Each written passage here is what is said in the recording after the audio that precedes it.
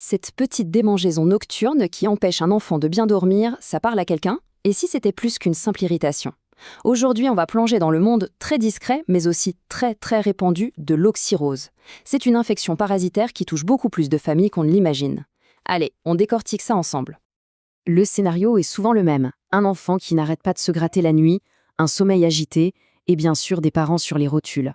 Mais derrière cette démangeaison qui ne lâche rien, il y a un coupable, un vrai. Alors c'est qui? Eh bien, le responsable, il a un nom un peu barbare, Enterobus vermicularis. En gros, c'est un tout petit ver qui est à l'origine de ce qu'on appelle l'oxyrose. C'est une infection parasitaire super commune qui ne touche que les humains et qu'on retrouve énormément dans les endroits avec beaucoup d'enfants, comme les écoles ou les crèches. Bon, maintenant qu'on a le nom du suspect, il est temps de faire les présentations. Il ressemble à quoi, au juste, ce fameux Enterobus vermicularis? Et voilà la bête. Enfin, la toute petite bête. Regardez-moi ça. C'est tout blanc, tout fin. Ça ressemble vraiment à un petit bout de fil de coton. On parle de moins d'1 centimètre. C'est minuscule, mais ça cause pas mal de soucis.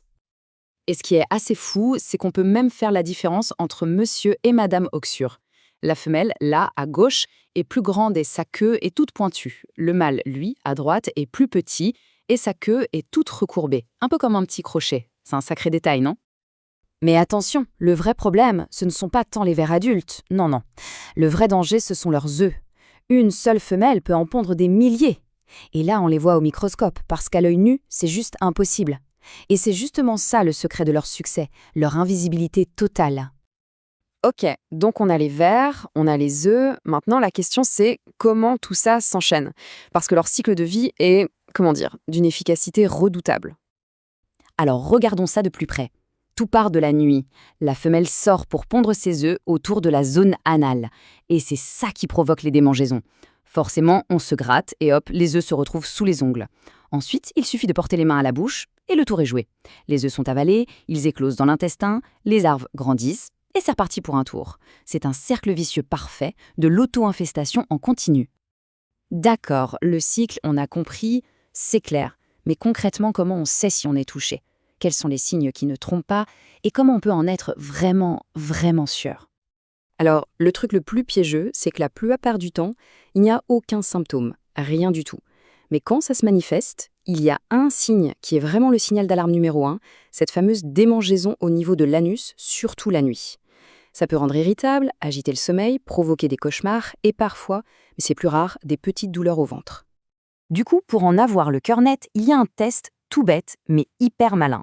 Le test de Graham, ou plus simplement le Scotch test. Le principe est génial. Le matin, au réveil, avant la douche, on applique un bout de scotch transparent sur la zone anale. L'idée, c'est de capturer les œufs pondus pendant la nuit.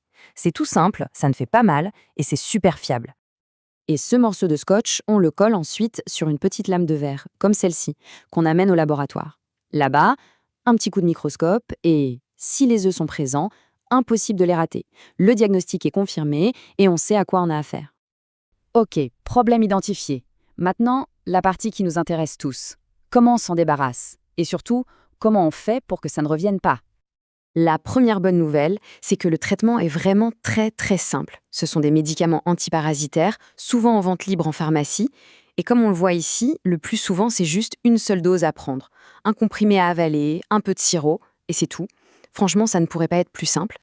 Mais attention, c'est peut-être le point le plus important à retenir. Le médicament, il tue les vers adultes, ceux qui sont déjà là.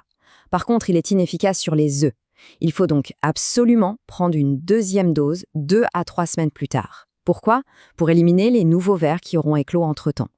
Si on oublie cette étape, le cycle repart de plus belle. Deuxième règle d'or, tout aussi cruciale. Tout le monde à la maison doit prendre le traitement. En même temps. Je dis bien tout le monde. Comme c'est super contagieux et que beaucoup de personnes n'ont aucun symptôme, c'est le seul moyen d'éviter de se refiler le problème en boucle. C'est un vrai travail d'équipe. Et enfin, les médicaments seuls, ça ne suffit pas. Il faut les accompagner d'une vraie opération propreté. C'est le plan d'attaque final. On coupe les ongles très très courts pour que les œufs ne puissent pas s'y cacher. On se lave les mains tout le temps. Et le jour du traitement, c'est le grand ménage. On lave toute la literie, les pyjamas, les doudous à l'eau chaude. On nettoie bien la chambre. Ces gestes sont aussi importants que le traitement pour gagner la bataille. Au final, l'oxyrose, c'est l'exemple parfait d'un petit envahisseur invisible qui peut vraiment perturber le quotidien. Mais la bonne nouvelle, c'est qu'avec un bon plan d'action et un peu de discipline, on s'en sort très bien. C'est un problème courant, mais tout à fait gérable. Et ça fait réfléchir, non? À tous ces autres petits soucis de santé qu'on pourrait peut-être mieux gérer juste en sachant comment ils fonctionnent.